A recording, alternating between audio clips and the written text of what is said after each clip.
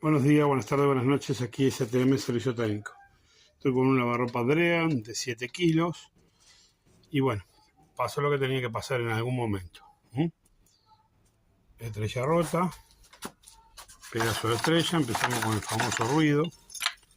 Ruido. Se rompió la estrella. Se la comió el jabón. Pero no obstante eso, se rompió la cuba. Y el pedazo de cuba no está. Así que quiere decir que saltó en algún momento.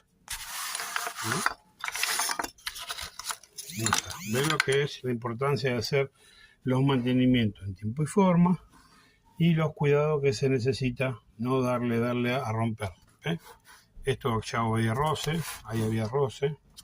Entonces a lo mejor se trabó algo o se pudo haber roto algún pedacito de esto anteriormente, antes que se termine de destartalar. Se puso ahí, a lo mejor se clavó